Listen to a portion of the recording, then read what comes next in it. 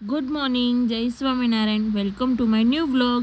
आज सवाરની શરૂઆત કરી હતી ભગવાનના દર્શનથી અને પીધા ચા પાણી પીને હું નીચે ગઈ હતી। નીચે ગણપતિ તેડ્યા હતા એટલે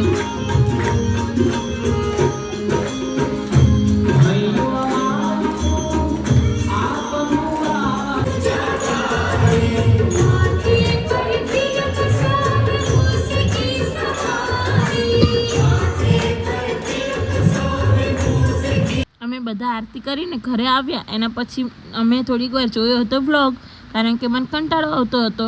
તો વ્લોગ જોઈને થોડીક વારમાં બેઠી જ હતી તો મમ્મીએ એક્સ્ટ્રા કામ કાઢ્યું હતું। એ બધા ખાના અને એવું બધું સાફ કરી બધું ગોઠવતી હતી, તો એને એમાં થોડીક વાર કરી હેલ્પ। તો મેં જોયું તો મમ્મીએ મગ બાફી નાખ્યા હતા અને ભાત પણ કરી નાખ્યા હતા। તો મને થયું કે લાવને હું મમ્મીને મગ જ વઘારી દઉં। તો મેં મસ્ત ખાટી છાશમાં મગ વઘારી દીધા અને રસોઈનું કામ પતાવીને પછી મેં ઘરે કર્યા આખા ઘરમાં પોતા કરીને અમે લોકો જમવા બેસી ગયા હતા। એટલે મમ્મી આજે બનાવ્યા હતા ખાટા મગ, ભાત અને રોટલી। એટલે આમ તો મગ મેં બનાવ્યા હતા અને જોડે લાડુ પણ હતો। આજ ગણેશ ચતુર્થી હતી એટલે તો થોડીક જ વારમાં પપ્પાનો કોલ આવ્યો કે એમને તો સેવ ટમેટાનું શાક ખાવું છે।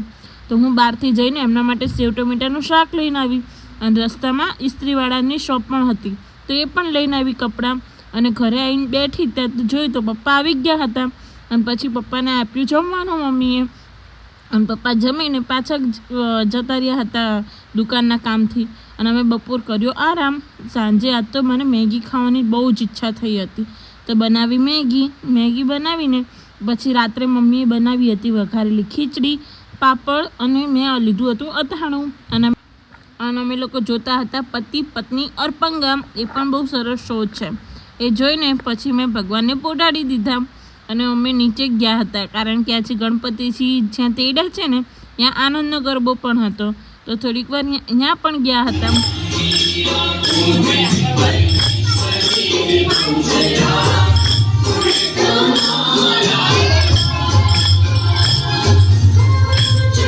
પછી અમને રાત્રે થોડીક ભૂખ લાગી હતી એટલે હરિતાએ કીધું કે ચાલ ને આપણે વડાપાઉં ખાઈએ। તો હું એના માટે મારા માટે વડાપાઉં લઈને આવી અને ખાધું વડાપાઉં અને દિવસની એન્ડ કર્યો હતો મેં મારી નાઇટ સ્કિન કેરથી। જો તમને મારો વ્લોગ ગમતો હોય તો like, share and subscribe to my channel. Thank you.